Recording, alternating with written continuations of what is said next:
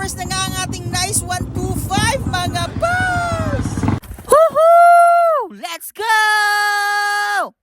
So, for today's video mga boss ay pupunta tayo kay Packyworks para ipakabit yung mga covers at ipatanggal yung mga stickers ng covers mga boss para maparepaint na natin soon.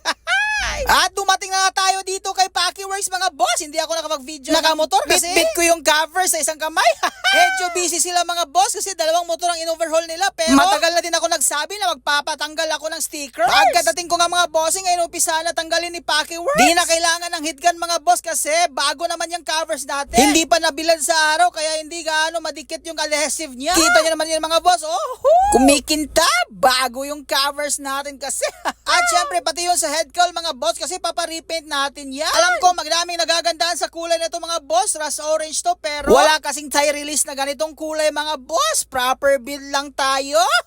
Ulo pa lang, ulam na At dito nga, natanggal na yung sticker sa covers niya, pati sa head cowl niya mga boss. Kaya kinuha ko na yung pakpak para tanggalin din yung stickers. Napakadali kasi bagong-bago pa yan. Hindi pa nabilad sa init. At syempre, natanggal na ang kinis niyan mga boss. Paparepaint din natin yan. Nasasayangan ako sa stickers mga boss kasi isa din kasi sa dahilan na medyo pricey itong covers na to kasi may stickers. Pero wala tayong no choice mga boss. Papalitan kasi natin yung Nice 125 stickers tapos ipaparepaint yung iba. At dito ay dinala ko din yung fender bracket niya mga boss kasi papakunan natin yan tapos nakabili din tayo ng mga volley balls kompleto na.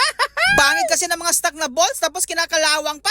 At syempre mga boss dahil bida-bida tayo ako nang nagtrabaho sa covers niya. Tatanggalin ko kasi mga boss kasi magpapalit na fuel hose mga bossing. Hindi kasi nakatagilid kasi yung carb ko tapos iharap kasi tatama sa pakpak niya mga boss. At tatanggal ko na nga yung covers mga boss tapos dito si Packyworks kinukunan niya yung bracket ng fender natin. Syempre hindi magpapahuli si Roldan Works. Pinalitan ng fuel hose at saka fuel filter. At dito ay kinabit ko na yung fender bracket mga boss kasi tapos na putulan. At tamang-tama yung sukat ng pagkaputol ni Packyworks mga boss. At dito ay na-adjust namin yung fender kasi medyo dungo siya.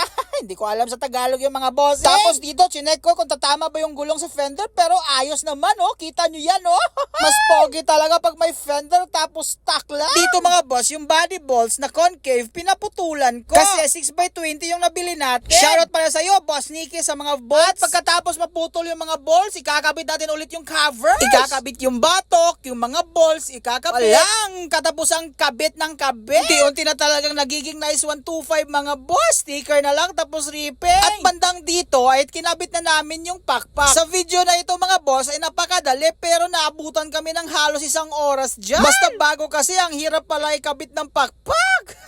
Pero nasolusyonan namin yan mga boss, naikabit talaga yung pakpak niya. Kaya pagkatapos, test drive na yan!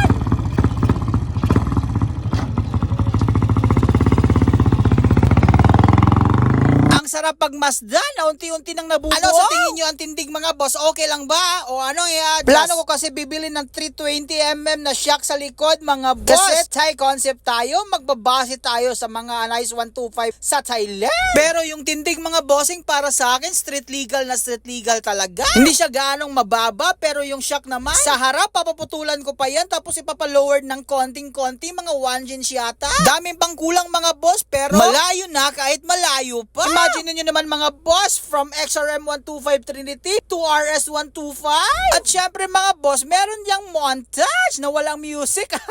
Ang sarap pagmasdan mga boss na yung ilang buwan na baklas, kabit, baklas ulit, cutting, welding, repaint, hanap ng piyesa dito, hanap ng piyesa doon, ilang sleepless nights ng pag-iisip kung anong proper build nito. Pero worth it na worth it mga boss kahit ang dami pang kulang. Nice 125 na Nice 125 na siya. Salamat mga boss! I love you all!